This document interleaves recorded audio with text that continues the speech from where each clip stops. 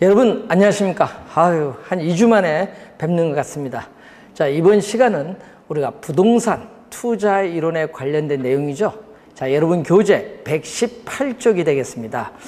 자, 이 투자하면은 상당히 선입견이 좀 어렵다 하는데, 그래서 항상 기본적 개념을 기억을 해 두셔야 됩니다. 자, 우선은 이 부동산에 있어서의 투자죠. 자, 이 부동산 투자는 부동산을 우리가 취득을 하는데, 이 취득을 할 때는 부동산을 취득을 하는데 총 투자 금액이 있습니다. 이 총 투자 금액을 부동산에 뭐한다? 투입을 해서 취득을 하겠죠. 그래서 이 취득을 하게 되면은 일정 기간 동안 부동산을 보유해서 운영이 이루어집니다. 자, 이 운영이 이루어지면은 운영하는 기간 동안에 임대료 수입도 발생하고, 또 일정 기간 보유하다가 처분이 또 이루어지겠죠. 자, 그럼 부동산에 우리가 투자는 취득해서 보유하는 기간 동안은 운영하고 처분이 이루어지는데, 이때 보유 기간 동안에 운영이 이루어지려면 1년 이상 보유를 해야 됩니다. 자, 그러면은 부동산 투자에 있어서의 장점은 부동산 보유 기간 동안의 임대료 수입을 소득이득이라고 하고, 또 부동산 처분 시에 처분 가격과 취득 가격의 차이를 우리는 자본이득이죠. 부동산 가격 상승에 따른 이득인데, 부동산에 투자하면은 보유 기간 동안의 소득이득, 처분 시의 자본이득을 누릴 수 있는 장점이 있어요. 또 부동산 투자의 장점은 낮은 금리로 자금을 조달해서 자기 자본에 대한 수익률을 높이는 이 지렛대 효과를 활용할 수 있는 장점이 있고, 또 부동산 투자는 사용에 따라 소모되는 감가상각비나 대출금에 대한 이자 비용은 비용으로 처리를 하기 때문에 세액 공제가 되죠. 그렇기 때문에 세금을 절약할 수 있는 절세 효과를 누릴 수 있는 장점이 있습니다. 또 시험에 자주 출제되는 게 이 질문인데, 부동산은 인플레이션이 발생을 하면, 즉 물가가 지속적으로 상승하는 인플레이션이 발생을 하면은 화폐 가치는 하락을 하지만은 실물 자산인 부동산은 가격이 오르기 때문에 부동산에 투자해서 부동산을 보유하고 있으면은 어떻게 돼요? 실질적인 구매력을 보호받을 수가 있죠. 그래서 인플레이션이 발생하면은 부동산 가격은 오르기 때문에 인플레이션에 방어하는 효과가 있어요. 즉 이걸 전문 용어로 인플레이션 해지라고 하죠. 인플레이션 해지, 실질적인 구매력을 보호받을 수 있는 효과가 있다. 투자의 단점은 부동산을 처분해서 현금화하는 데 걸리는 시간을 우리는 황금성이라고 하는데, 이 황금성 면에서 주식이나 또는 정기예금 같은 일반 상품보다는 황금성 면에서 낮기 때문에 불리하다는 단점이 있고, 또 부동산은 위치가 고정되어 있기 때문에 중앙정부라든지 지방자치단체의 행정적, 법적인 규제, 통제의 대상이 되기가 쉽습니다. 또 부동산을 우리 살 때 발품을 판다는 얘기를 많이 하죠. 시간과 노력이 많이 든다는 단점이 있고, 또 부동산 거래 시에는 중개 수수료 같은 중개 보수, 법적 수수에 따른 여러 가지 비용, 이 거래 비용이 많이 든다는 단점이 있어요. 그래서 이 부동산 투자의 장점에 있어서 지렛대 효과와 관련해서 이 지렛대 효과에 관련된 개념을 살펴보도록 하겠습니다. 원래 출제도 되는 상당히 중요한 용어가 지렛대 효과입니다.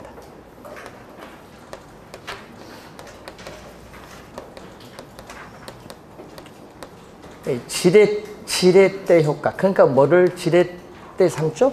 타인 자본, 남의 돈, 타인 자본을 지렛대를 삼아서 투자를 한다.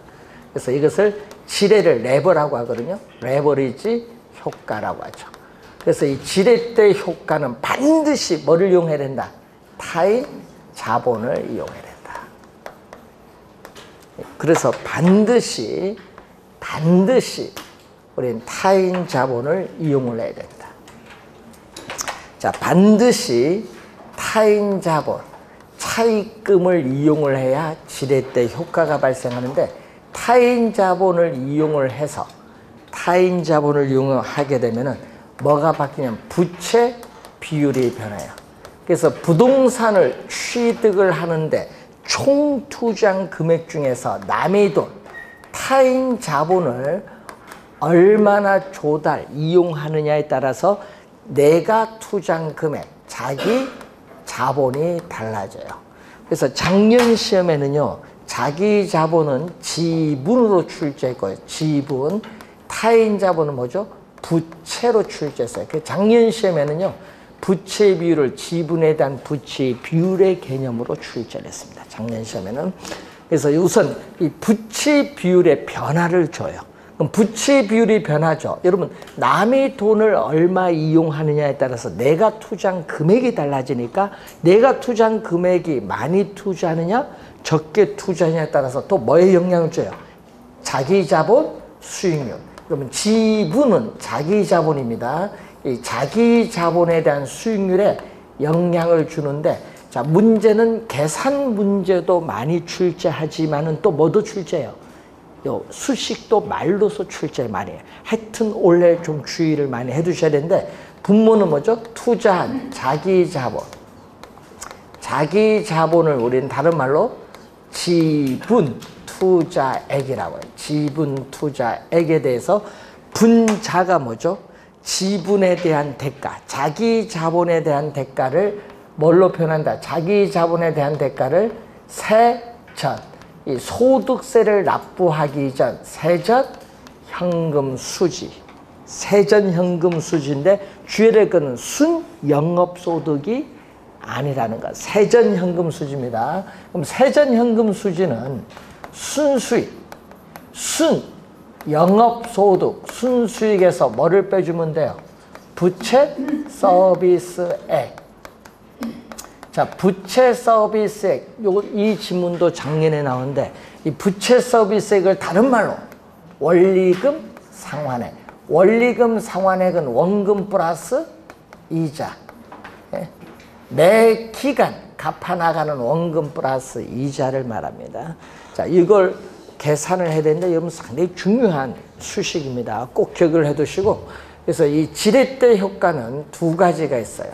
하나는 수익금, 금액이죠. 이 수익금 지렛대 효과가 또 하나 있고, 또 하나는 수익률 지렛대 효과가 있어요. 수익금 지렛대 효과, 수익률 지렛대 효과. 자, 금액이 나왔거든요. 수익금. 자, 수익금은 요즘 여러분 뉴스에서 많이 듣는 뭐 갭 투자라는 용어를 많이 들어보는데, 그 갭 투자가 바로 이걸 의미합니다. 뭐를? 전세금. 전세금을 안고 뭐를 하죠? 주택을 매입을 하는 경우를 말하죠. 이때 전세금이 금융기관의 융자를 받은 것과 똑같은 효과를 주는 것을 말합니다. 자, 그래서 여러분 요즘 여러분 많이 나오는 우리 뭐 갭 투자라는 용어가 많이 나오잖아요. 그때는 전세금 안고 주택 매입에서 이득을 얻는 경우입니다. 자, 수익률, 이제 퍼센티지로 따져야겠죠. 수익률 지렛대 효과는 크게 세 가지로 나누죠. 정액 지렛대 효과, 정액 지렛대 효과, 또 뭐가 있죠? 중립적 지렛대 효과가 또 있고, 또 하나가 부.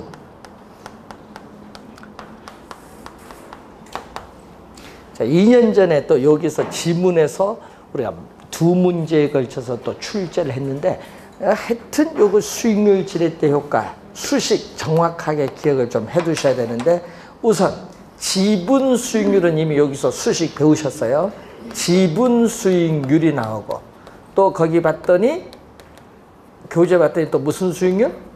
종합 수익률이라는 용어가 나와요. 종합 수익률. 종합 수익률을 다른 말로 우리 시험 문제는요, 요걸로 출제해요. 총 투자로 출제를 많이 해요. 총 투자 수익률 또는 총 자본 수익률.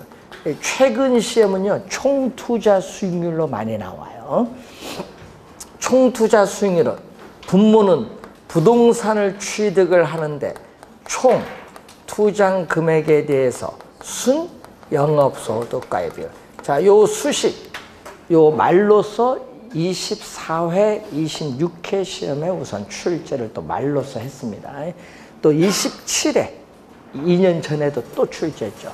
그래서 시험 문제 지문에 많이 나오니까 좀 주의해 두시고, 또 저당 수익률, 여러분 금융기관 입장에서의 저당 수익률은 여러분들이 뭐냐면 대출금리, 이건 대출금리를 얘기해요. 자, 그러면 지금 지분 수익률, 자, 여러분이 주택담보대출금리보다 대출을 이용했더니 자기 자본 수익률이 더 높아서 투자 잘 했다는 얘기죠. 이런 게 바로 뭐가 돼? 이게 바로 투자의 장점이죠. 투자의 장점은 뭐를 누려야 된다? 정의 지렛대 효과를 누려야 돼요. 그런데 이 경우는 뭐가 돼요? 여러분이 융자를 이용하여도 뭐가 종합 수익률과 같으면요, 지분 수익률이 변화가 없어서 다 같아요. 이때는 융자를 이용하나 안 하나 똑같다. 예? 아무런 의미가 없는 거예요. 중립적. 융자를 이용하여도 융자를 이용하지 않을 때와 똑같다는 거예요. 그런데 문제는 융자를 이용했더니 뭐가 됐어요? 대출금리가 자기 자본 수익률이 오히려 떨어져서 대출금리가 어떻게 돼요? 낮아요. 그럼 이건 뭐죠? 대출금리 이자 갚기에도 수익률은 뭐다? 모자라잖아요. 투자 잘못했지. 이런 경우는 투자 잘못했습니다. 그래서 이 관계를 한번 확인해 두시면 되겠습니다. 자, 그러면은 전액 자기 자본으로 투자하면 어떻게 돼요? 만약에 여러분이 융자를 이용하지 않고 타인 자본을 조달하지 않고 전액 자기 자본으로 투자를 한다. 뭐를? 지금 타인 자본을 이용하지 않고 전액 자기 자본으로 투자하는 경우에는 당연히 지렛대 효과는 발생하지 않는다. 여러분, 융자를 이용해야 지렛대 효과를 발생하는 거고, 전액 자기 자본으로 투자하게 되면은 지렛대 효과는 발생하지 않는다. 또 금융은 뭐죠? 금융은 금융기관으로부터 자금을 융통받는 게 금융인데 타인 자본을 조달하지 않았으면 융통 안 받았어요. 금융 없어요. 그러니까 자금을 융통받음으로써 생기는 위험도 발생하지 않는다는 거예요. 전액 자기 자본으로 투자하면. 그래서 전액 자기 자본으로 투자하면요, 종합 수익률과 뭐는 똑같아? 지분 수익률은 항상 같아요. 전액 자기 자본으로 투자하면요, 종합 수익률과 지분 수익률이 항상 같을 수밖에 없습니다. 자, 우선 이 내용을 우선 확인 한번 해보시면 되는데, 우리가 투자 이론에서 매년 출제되는 용어가 있어요. 또 매년 출제되는 용어. 그 용어가 바로 대부 비율이에요. 대부 비율을 우리는 뭘로 표현하죠? 우리는 담보 인정 비율인데 꼭 시험에 낼 때는 괄호 안에 꼭 LTV로 써요. 이거 매년 출제되는 용어입니다. 자, 그래서 대부 비율은 부동산 가격에 대한 대출금이 차지하는 비율이에요. 자, 대부 비율이 높았다. 여러분, 대부 비율이 40%에서 60%로 높아지면은 부동산 가격에 대한 대출금이 이전보다 더 많아져요. 대출금이 이전보다 더 많아지면은 어떻게 돼요? 이전보다 투자의 지렛대 효과는 커지는 거예요. 투자의 뭐가 커진다? 지렛대 효과, 레버리지 효과는 어떻게 돼요? 더 높아져요. 그리고 이전보다 대출금이 더 많아지면요, 이전보다 대출금이 더 많아지면 원금 이자, 예? 여러분이 4억 대출 받을 때보다 6억 대출 받게 되면은 원리금 상환 부담이 이전보다 더 많아져요.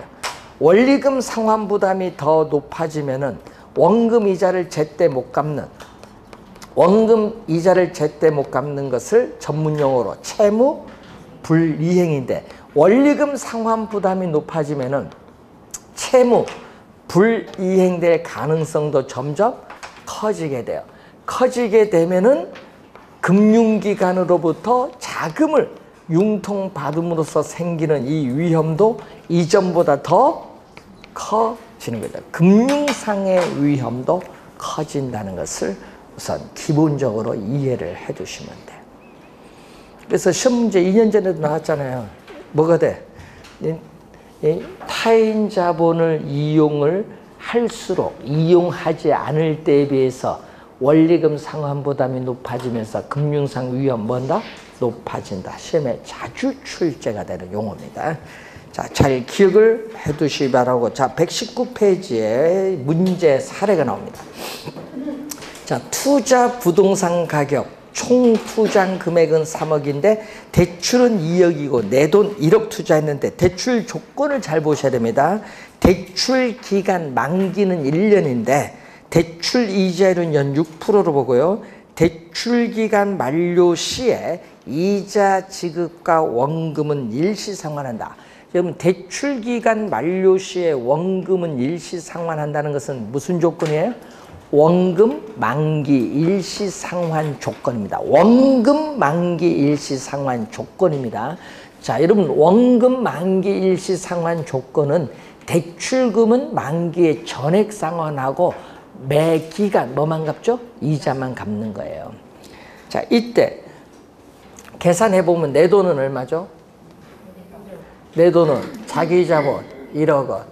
자, 1년간 순영업소득, 순영업이익 얼마 나왔죠? 1년간 순영업소득, 순영업이익 2천만 원이 나왔죠.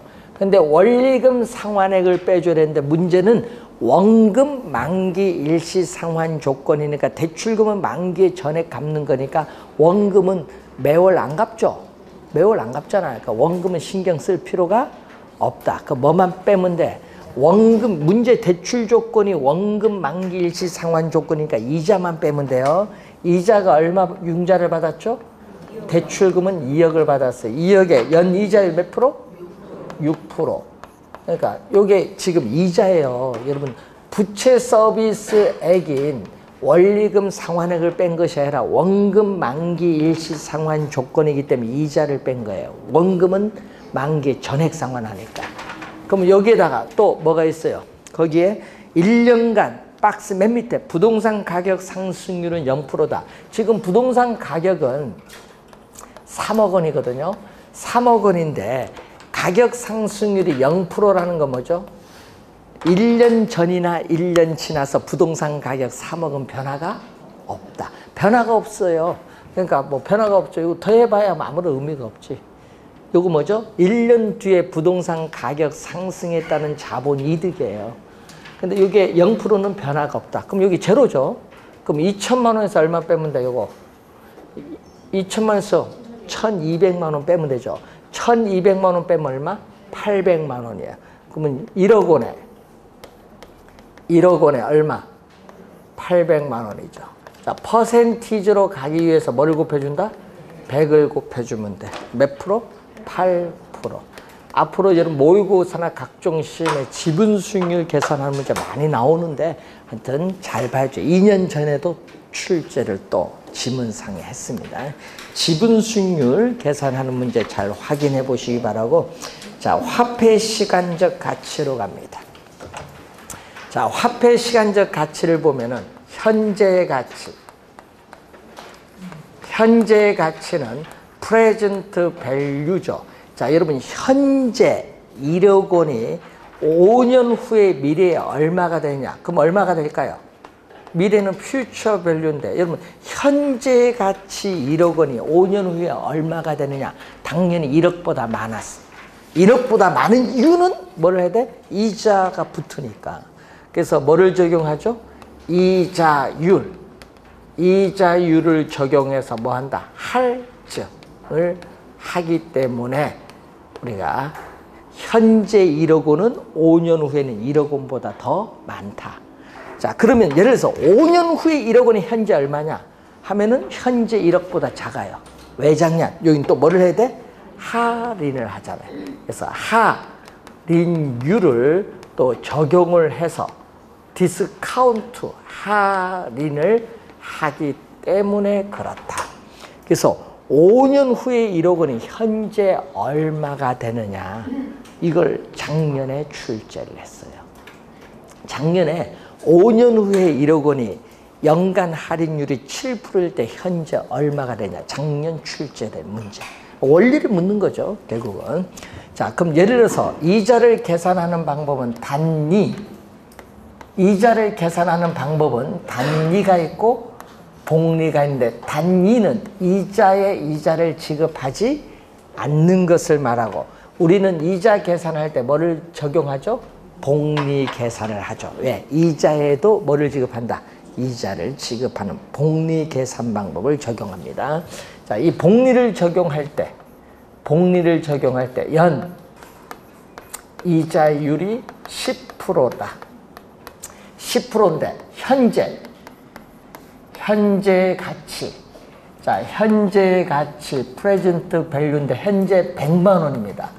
자, 현재 100만 원이 1년 후에는 얼마가 될까요? 100만 원보다 많겠죠. 뭐 이자율이 10%인데. 그럼 원금은 얼마죠? 100만 원. 이자는 100만 원에 연이자를 몇 프로? 10% 곱해주면 원금 이자 더해주면 이게 1년 후의 가치. 자, 그럼 100만 원이라는 공통되는 숫자를 묶어냅니다. 그럼 100만 원 묶어내면은 1 플러스 0.1이 돼요. 그럼 관로를 풀면요. 이렇게 100만 원 1을 곱하면 100만 원이고 100만 원에 0.1 곱하면 여기 나오는 거예요. 여기 플러스는요, 여기 들어가는 겁니다. 예? 자, 관로를 지금 묶었어요. 그럼 얼마가 나오죠? 이 금액이 110만 원이 나오죠.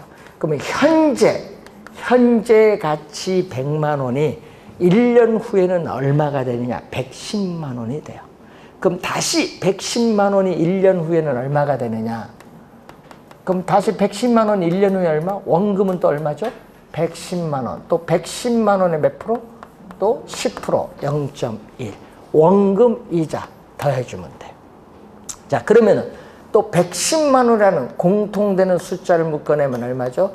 1 플러스 0.1이 되는데, 자, 요 수식에서 요 110만 원, 요거거든요. 110만 원짜리 이 수식을 넣어주면 되죠. 대입을 시켜주면은 100만 원 곱하기 얼마? 1 플러스 0.1이 몇 번? 하나, 두 번 곱해지죠. 그러니까 몇 번? 두 번 곱하면 제곱.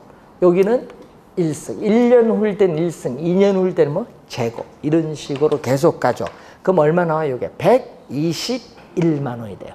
무슨 얘기냐면요. 자, 여러분, 현재 100만 원이 2년 후에는, 자, 현재 100만 원이 2년 후에는 얼마? 121만 원. 여기에 121만 원이에요. 근데 여러분, 단위로 계산하면요, 120만 원이에요. 복리로 계산하니까 121만 원. 왜냐? 이자에 이자가 붙었다는 거예요. 그 얘기입니다. 그래서 우리는 복리 계산하는 거예요. 네? 자, 그러면은 N 년 후에는 얼마일까요? N 년 후일 때는 원금 100만 원에 1 플러스 연이자 10%의 기간이 몇 년? N년이니까 이게 N승이 들어가면 돼. 자, 원리가 이런 원리입니다. 자, 그러면은 미래가치죠?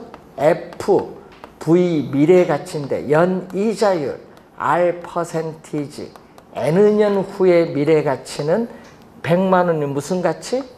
현재 가치. 100만 원은 현재 가치에 뭐를 곱해주면 돼? 1 플러스 0.1은 뭐다? 10% 연이자율 뭐? R 퍼센티지가 주어졌죠. R의 몇 승? 기간 N승. 자, 그러면은 요 현재 가치 100만 원에 우리는 빨간 수식을 곱해주면 N년 후에 미래의 가치 구할 수 있다.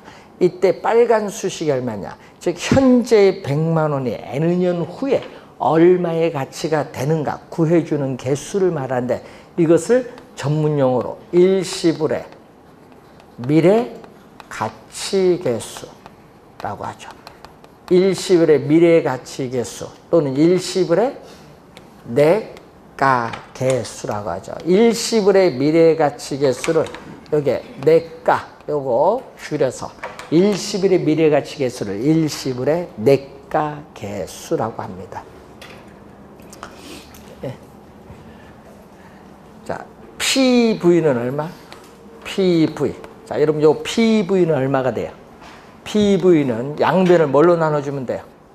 요걸 구하고자 할 때는 양변을 지금 빨간 수식으로 양변을 뭐 해주면 돼? 나눠주면 돼. 빨간 수식 1 플러스 R의 N승으로 양변을 나눠버리면 돼요. 이렇게 돼요. 그럼 또 요 빨간 요 수식이 뭐냐? 자, 10년 후에 미래가치 1억 원이 현재 얼마냐? 구할 때는 또 빨간 수식을 곱해주면 되는데 이 빨간 수식을 우리는 또 뭐라고 하냐면 일시불의 현재 가치계수 또는 일시불의 현가계수라고 해요. 일시불의 현가계수. 일시불의 현재 가치계수를 일시불의 현가계수인데 이 두 수식 빨간 수식 곱하면은 1이 돼요. 요 약분되니까 곱해서 1이 나오면 이 두 수식은 서로 어떤 관계에 있다? 역수관계에 있다. 그래서 일시불의 미래가치계수와 일시불의 현가계수는 역수관계에 있다. 자, 예를 들어 볼까요? 자, 예를 들면은 자, 현재 토지 가격은 1억 원. 현재 토지 가격은 1억 원. 그리고 매년 집가 상승률 10%일 때, 자, 이렇게 가정을 했어요. 자, 다른 조건은 변화가 없다. 자, 첫 번째 3년 후에 집가는 얼마냐? 자, 3년 후에 토지 가격 얼마냐? 자, 3년 후에 토지 가격 얼마냐? 3년 후니까 뭐죠? 후니까 미래 가치 구하는 거예요. 그럼 3년 후의 집가는 어떻게 돼요? 이거죠. 3년 후에 미래 가치는 현재 얼마? PV. 현재 토지 가격 얼마? 1억 원.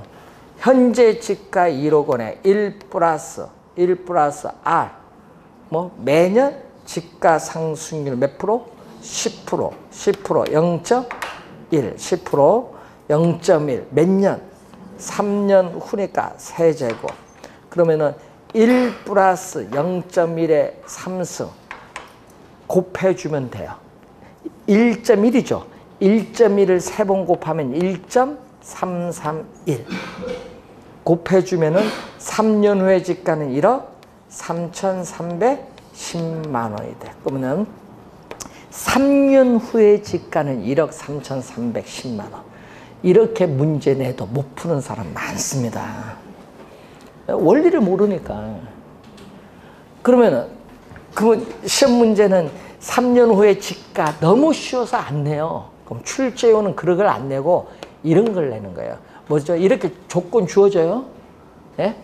이렇게 주어지고 뭘 구하냐? 요걸 구하는 거 출제해버려. 일시불의 현가계수 구하라. 일시불의 현가계수 얼마냐? 요걸 구하는 걸 출제해요. 그럼 얼마? 일시불의 현가계수는 일시불의 내가계수와 서로 어떤 관계? 역수관계. 1 플러스 0.1의 3승이요. 이게 바로 뭐죠? 일시불의 내가계수예요. 그 역수니까 얼마? 1 플러스 0.1의 얼마? 3승분의 1. 이게 정답. 네? 그래서 시험 문제 낼 때는 원리를 이용하는 문제를 출제를 계속합니다. 이 원리, 기본 원리잖아요. 이걸 잘 이용해두고, 그럼 작년 시험에는 요거 나왔잖아요. 작년 시험에는 5년 후에 1억 원이 할인율, 네? 연 할인율 몇 프로? 7%일 때 현재 얼마냐? 작년 출제했어요. 그럼 그럼 현재 얼마? 현재 가치는 5년 후 5년 후 얼마? 1억 원. 그럼 5년 후에 1억 원이 현재 얼마냐? 할인해야겠죠. 1 플러스 얼마? 할인율 7%, 0.07. 기간 몇 년? 5년. 1.07을 전자계산기에 1.07을 5번 곱해주면 돼. 그러면 1.4 얼마 나와요? 1.4 얼마? 요걸 계산을 해버리면은 어떻게 돼? 소수 둘째 자리에서 반올림하라. 소수 두 번째 자리에서 반올림하라. 그럼 예를 들어서 여러분 7, 3, 4 이렇게 가고 갈 거 아니에요. 그럼 예를 들어서 우리 소수 둘째 자리에서 반올림하라. 아니면은 또는 어떻게 돼요? 얼마? 10만 원 단위에서 반올림하라. 반올림하면 4는 반올림하면 제로로 가고요. 7은 반올림하면요 7,400으로 가는 거예요. 그래서 반올림이나 하라 이렇게 내면은 계산을 해보면 얼마 나와요? 약 7,100만 원이 약 나와요.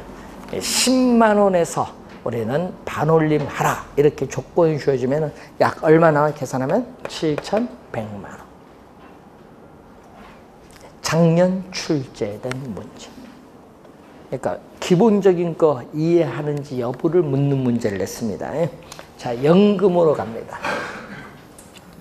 자, 연금을 공부할 때는 자, 기말에 돈 넣는 거, 불입을 하고 기말 돈 받는 거, 수령을 우리는 가정을 해요. 가정을 우선 기말에 불입, 돈을 넣고 또 기말에 돈을 받는 거, 수령을 가정을 했을 때, 그럼 기말입니다. 그러면 현재, 기말이니까 얼마? 1년 말. 매년 말에 불입을 한다는 얘기죠. N은 마이너스 1년 말. 또 몇 년 말? N년 말. 이렇게 주어지겠지. 자, 그럼 얼마 요게? 매년 말에 동일한 금액 A. 예를 들어서 요게 A가 얼마다? 예? 1,000만 원이다. 이렇게 매년 말에 동일한 금액의 연금을 받는데 그 연금을 은행에 계속 적립을 해 나갑니다. 그럼 N년 말 만기가 됐을 때 받을 수 있는 총 금액 얼마냐? 자, 여러분 정기적금 가입하신 분 한번 생각해 보세요. 자, 5년 만기 정기적금 가입을 했어요. 그럼 5년 만기가 됐을 때 여러분 은행에서 돈 받죠? 그 받는 총 금액 그걸 구하는 거예요, 지금. 예? 자, 그러면은 N년 말 A1 넣으면 얼마? N년 말 A1 넣으면은 넣자마자 만기가 되었어. 넣자마자 바로 찼습니다. 만기돼서 이자가 없어. 그냥 A입니다. 그러면 N-1년 말에 A1을 적립을 하면 이자가 몇 년 동안? 1년 동안, 만기 1년 남았잖아요. 1년 동안 이자가 붙어요. 1 플러스 R의 1승. 자, 그러면은 이런 식으로 계속 오면은 1년 말에 A1을 적립하면 얼마 돼요? 1 플러스 R의 얼마? N-.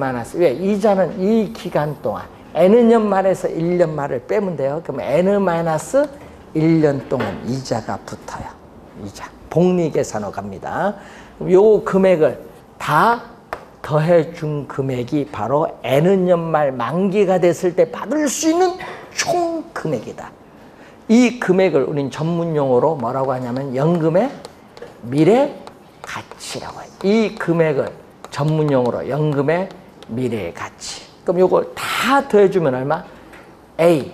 공통되는 A를 묶어내면은 1 플러스 R의 1승 이렇게 쭉 가죠. 1 플러스 R의 얼마? N-. 그 괄호를 풀면요. 이렇게 곱해주면은 이 수식이 나오는 거죠. 근데 여러분이 이 빨간 수식을 계산을 하면 안 되죠. 요거 우리 고등학교 배우는 등비수열 합구하는 건데 요 수식을 우리 말로 뭐라고 하느냐 계산하는. 여러분 교재는 결론이 나온 거고 매년 말 받는 연금액 A1에 이 빨간 수식을 곱한데 빨간 수식은 연금 물을 때는 연금 들어가고요. 미래가치 물을 때는요. 미래가치 개수 이렇게 써주면 돼. 그래서 매년 말 A1에 받는 연금액 A1에 연금의 미래가치 개수를 곱하면 연금의 미래가치를 구할 수 있다. 그럼 요 개념이 뭐예요? 그럼 요 개념은 연금의 내과계수의 경제학적인 의미는 뭐냐? 매년 말에 받는 A원을 계속 은행에 적립을 해나갈 때 N년 말 만기가 되었을 때 받을 수 있는 총 금액을 구해주는 개수를 연금의 내과계수라고 한다. 그럼 시험에 자 현재 1년 말, 2년 말, 3년 말, 매년 말 1,000만 원씩을 불입을 하고 있어요. 3년인데 연이자율 10%다. 복리 계산한데 3년 만기 됐을 때 받을 수 있는 총 금액 얼마냐? 그러면 3년 말에 1,000만 원 불입을 하면 얼마? 이자 없죠? 만기 됐으니까 바로 받지 뭐. 그러면은 2년 말에 1,000만 원 불입을 하면은 이자는 몇 년 동안? 10%니까 0.2인데 이자는 1년 동안 1서. 자, 얼마? 1,000만 원에 1.1 곱하면 1,100만 원. 자, 1년 말에 1,000만 원 불입을 하면은 이자는 몇 년 동안부터? 이자는 2년 제곱. 그러면 1.1의 제곱은 1.21. 1,000만 원에 1.1을 곱해주면 1,210만 원. 요거 다 더해주면요. 3년 말 만기가 되었을 때 받을 수 있는 총 금액 얼마? 3,310만 원. 3,310만 원이 구하고자 하는 답. 그러면 시험 문제는 이렇게 숫자 주어지고 보통 내봐야 3, 4년이야. 그거 계산하는 문제 낼 거 아니에요. 원리를 알아야 풀지. 그럼 시험에 내면 3, 4년입니다. 왜? 여러분 N년만 하면 여러분 계산 못해. 등기술 모르는데. 그러니까 3, 4년만 출제해요. 자, 여기서 A는 얼마? 그럼 자, 여기서 A는 또 양변을 뭘로 나눠주면 돼요? 빨간 수식으로 양변을 나눠주면 돼요. 자, 여러분 이 빨간 수식으로 양변을 나눠주면 돼요. 나눠주니까 얼마죠? 연금의 내과계수로 양변을 나눠줬는데 문제는 또 이 수식을 뭐라고 하느냐 얘기지. 연금의 내과계수분의 이 수식, 용어가 어려워서 시험에 많이 내는 거야.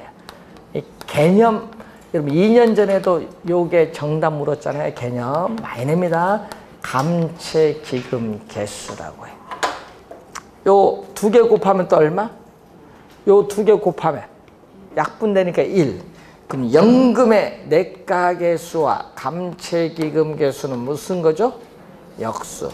연금의 내과계수와 감채기금계수는 역수관계에 있다. 시험에는 이렇게 내죠. 연금의 내과계수의 역수는 연금의 현가계수이다. 보면 맞는 것처럼 보이죠. 자, A는 얼마? 여기서 연금의 미래가치. 자, 여러분 이게 뭐죠? 아까 만기되었을 때 받을 수 있는 총 금액이잖아요. 자, 예를 들어서 여러분 5년 후에 주택 구입자금 1억 원을 마련하기 위해서 정기적금에 가입을 했어요. 정기적금에 가입을 했을 때 매기간 불입을 해야 될 적립금, 적금액을 구해주는 개수를 감채기금계수야. 여기에다가 뭐를 곱해주면 돼? 감채기금계수를 곱해주면 되지. 감채기금계수. 몇 프로? 우리가 R 퍼센티지 몇 년? 5년이죠. 5년. 5년의 감채기금계수를 곱하면 매 기간 불입을 해야 돼. A. 매 기간 불입을 해야 될 적립금. 자, 여러분 5년 후에 1억 만들기 위해서 정기적금에 가입했어요. 은행에 매월 얼마씩 적립해야 되느냐. 매월 불입하는 돈 있죠? 그걸 구하는 거예요. 그걸 구할 때 뭐를 적용한다? 감채기금계수. 여러분 2년 전에는 요 감채기금계수를 곱하여 이렇게 나와야 되는데 2년 전에는 연금의 현가계수를 곱하여 이렇게 출제했어요. 여러분 항상 기본 개념을 잘 이해를 해 두셔야 됩니다. 감채기금계수 개념 시험에 많이 나와요. 개념 잘 이해를 해야 돼. 감채기금계수 개념이 뭐냐? 시험에 많이 나오기 때문에 좀 잘 이해를 해 두시고, 자, 이번은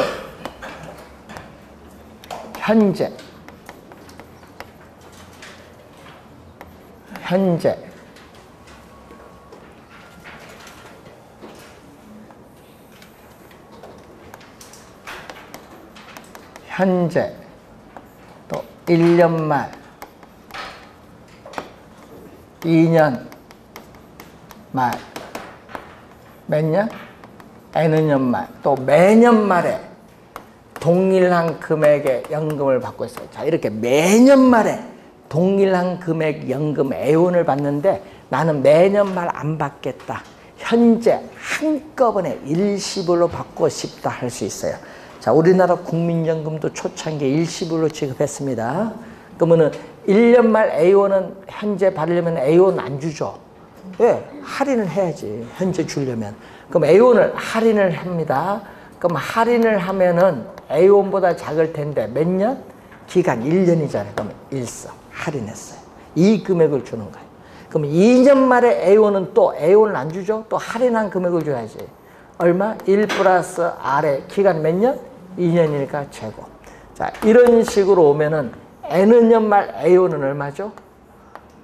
기간은 몇 년? 할인을 하긴 하는데 기간은 N은 년. N스. 이 금액을 다 더해 준 게 현재 일시불로 한꺼번에 받는 돈이에요. 이걸 뭐라고 해? 이거 다 더해 준 것을 우리는 전문 용어로 연금의 뭐라고 하죠? 현재 가치라고 해요. 연금의 현재 가치. 그럼 다 더해줬거든요. 그러면 A라는 공통수를 묶어내면 얼마죠? 1 플러스 R의 1승분의 1. 1 플러스 R의 제곱분의 1. 이렇게 가죠. 1 플러스 R의 N승분의 1. 이렇게 나오죠. 이것도 괄호를 풀면은 이렇게 전개시키면 이게 나오는 거예요. 자, 이때 또 요 수식에서, 자, 이 수식에서 빨간 수식이 얼마냐? 빨간 수식.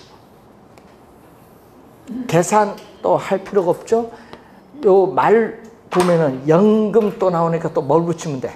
연금. 또 현재 가치 구할 때는 또 현재 가치 계수해주면 돼. 그래서 매년 말에 받는 연금의 A원에 연금의 현가 계수를 곱하면 연금의 현재 가치를 구할 수 있다. 자, 이런 게 있거든요. 자, 여러분 상가, 여러분 건물, 상가 건물로부터 매년 임대료 수입. 자, 상가 건물로부터 매년 임대료 수입 5천만 원. 자, 상가 건물로부터 매년 말에 임대료 수입 5천만 원을 받고 있다. 자, 5년이 경과했을 경우에 예, 상가 건물을 구입을 할 수 있는 상가 건물의 현재 가치는 얼마냐 물어버립니다. 그러면 얼마야? 5천만 원 할인해서 할인율 나오겠죠? 할인율 5%다 나오겠지. 그러면 할인해서 다 더해준 그 금액이 상가 건물을 구입하기 위한 최소 가격이 나오는 거예요. 이런 걸 알아야 될 거 아니에요. 그러면 그걸 구해서 지금 현재 부르는 가격 얼마냐? 야, 비싸게 불렀네? 안 사. 이렇게 판단해야지. 그냥 여러분은 뭐 머릿속으로 판단도 안 하고 근거 대략하면 좀 근거 돼야 될 거 아니에요.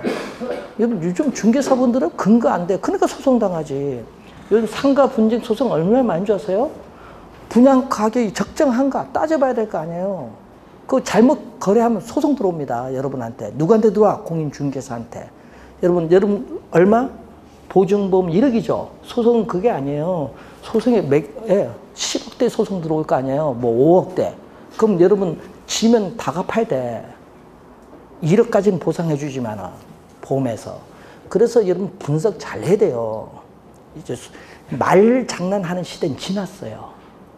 예? 근거 서류 보여주고 요거에 대해서 가격이 어느 정도인데 요거 하겠습니까 해서 거기 도장 다 받아놔야 돼. 그래서 나중에 소송 되면 도장 찍었지 않느냐, 무슨 말을 다른 말을 하느냐 이렇게 딱 가야지. 예? 그냥 뭐 말장난 절대 안 통합니다. 소송 가면은 근거 자료가 있어야 돼요. 요즘 분쟁 안 그래도 그저께 분쟁 하나 또 해결해 줬어. 있잖아요. 뭐 위례 같은데 보세요. 상가 안 나가죠. 분야가 비싸죠. 그 적정한가. 동탄 안 나가요. 동탄 2 안 나갑니다. 상가 분양가 비싸니까 그 적정한가 따져봐야지 다 이런 거는. 잘못 그러면 큰일 납니다. 이제 그래서 이 중요한 거 이런 거예요. 현재 가치고 하는 게. 자, 그럼 여기서 A는 얼마죠? 또 A는 양변을 또 빨간 걸로 양변 나눠주면 돼요. 연금의 현재 가치 곱하기 나눕니다. 연금의 현가 개수분의 1로 나눠준대. 또 이 수식을 뭐라고 하느냐 이거지. 요 수식을, 이 수식을 우리는 또 전문 용어로 뭐라고 하냐, 저당 상수라고 해요. 저당 상수. 요 두 개 곱하면 또 얼마죠? 또 요 두 개 곱하면 약분하면 1. 1이니까 또 두 수식은 어떤 관계? 역수관계. 연금의 현가계수와 저당상수는 역수관계에 있다. 자, 이 A를 얼마냐 구해보는데 연금의 현재 가치가 얼마인 줄 아세요? 연금의 현재 가치, 현재 일시불로 받는 금액 아니에요. 자, 여러분 주택 융자금은 금융기관으로부터 현재 일시불로 대출받아요. 그러니까 이거는 주택 융자금이 뭐를 의미한다? 금융기관의 뭐? 대출금이죠. 대출금에 뭐를 곱해주면? 대출금에 저당 상수를 곱해줘야죠. 예? 대출금. 몇 년이냐? 뭐 N 년이다. 만기. 몇 년 대출 받았느냐? 곱해주면은 뭐가 나와? 요 빨간 수식이 매기간. 금융기관으로부터 대출받았을 때 매기간 갚아나가는 부채 서비스액을 다른 말로 원리금 상환액이라고. 원리금 상환액. 요 수식이 이제 나오는데, 그럼 여러분 꼭 기억해야 돼. 대출금의 저당 상수를 곱하면 매기간 갚아나가는 원리금 상환액을 구할 수 있는데, 이것은 어떤 조건일 때? 원리금, 원금 플러스 이자, 원리금을 균등 우리가 상환하는 방식, 원리금 균등 상환 방식, CPM이라고 하는데, 원리금 균등 상환 방식일 때 이 수식이 나오는데 원래 반드시 출제되는 수식. 원래 출제합니다. 안 나오면 손에 장을 찢습니다. 원래 반드시 출제된다. 원래 출제 반드시 되는 거니까 꼭 요거는 암기하고 다니셔야 돼요. 대출금의 저당 상수를 곱하면은 매기간 갚아나가는 뭐를 구할 수 있다? 원리금 상환액 구한다. 어떤 조건일 때? 원리금 균등 상환 방식일 때. 자, 원리금 균등 상환 방식 그림이 하나 거기 나오죠.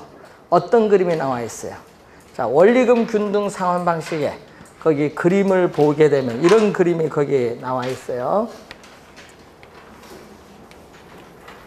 만기가 되는데 여기 이자, 지급, 곡선, 원금, 상환, 곡선입니다. 자, 원금이, 자, 첫 번째, 여기서 첫 번째 달에 예를 들어서 원금이 10만 원이다. 이자는 90만 원이다. 그럼 원금과 이자를 더한 원금 플러스 이자는 얼마? 100만 원이지. 예? 그래서 원리금 균등이라는 건, 원리금 균등이라는 것은 이렇게 만기까지 대출기간 내내 이렇게 동일한 금액 얼마? 100만 원을 상환해 나가는 방식이죠. 이게 바로 원금 플러스 이자. 이게 바로 원리금 상환액을 의미하는데, 이렇게 만기까지 대출기간 내내 동일한 금액 원리금을 상환해 나가는 방식을 원리금 균등 상환 방식이라고 해요. 자, 요걸 잘 기억해두고, 자, 보세요. 만기에 가까이 갈수록 원금 상환 곡선의 기울기와 이자 지급 곡선의 기울기는 만기에 가까이 갈수록 급합니다. 급하고 또 주의해야 될 것은 만기에 약 얼마? 만기에 약 3분의 2, 60, 한 7% 정도 되는데 만기에 약 3분의 2 정도 지났을 때 대출 금액 약 반, 50%가 상환되었다고 일반적으로 본다. 그러면 처음에는 어떻게 돼? 이자 지급액이 가장 많고 원금 상환액이 가장 낮죠. 그럼 기간이 경과할수록 어떻게 돼요? 이자 지급액은 체감하고 원금 상환액은 뭔다? 체증한다 라는 것을 이 그림을 통해서 알 수 있는데 이게 바로 원리금 균등 상환입니다. 자, 그래서 여러분 주택을 취득을 하면요, 대출받은 금액을 만기까지 가져가기보다는 보통 5년, 10년 중도에 처분하는 경우가 많아요. 중도 처분할 때 뭐를 해야 돼? 미상환된 원금은 갚아야 될 거 아니에요. 그런 걸 이제 우리가 문제를 물을 때 주의해야겠지. 그래서 미상환된 원금을 그림 앞에 보면 뭐가 나오죠? 잔금이라고 나와요. 미상환된 원금, 미상환 대출 잔액을 잔액이라고 잔금이라고 나오는데, 자, 상환 비율이라는 게 있어요. 상환 비율은 대출금 중에서 중도 처분을 하잖아요. 처분 시, 중도 상환 시점까지는 돈 갚은 게 있잖아요. 대출금 중에서 중도 처분할 때까지 상환된 원금이 차지하는 비율이에요. 이 비율에 뭐를 더해주면 잔금 비율을 더해준다. 잔금 비율. 용어가 어려워요. 잔금 비율은 대출금 중에, 요거는 대출금 중에 뭐를 하냐면은 여기는 중도 상환 시점부터 만기까지 아직 못 갚은 돈 있죠? 미상환된 원금이 차지하는 비율인데, 그럼 분모는 대출금 같으니까 분모 같고 분자 상환된 원금과 미상환된 원금 더해주면 대출금이 돼요. 약분하니까 얼마? 예. 상환 비율과 잔금 비율을 더해주면 1이 된다는 거예요. 자, 이렇게 해서 여러분 교재 122페이지 거기 그림까지 설명을 했습니다. 한번 잘 알아두셔야 될 용어 몇 가지 봤고요. 잠시 쉬고 123페이지 유형부터 들어가겠습니다.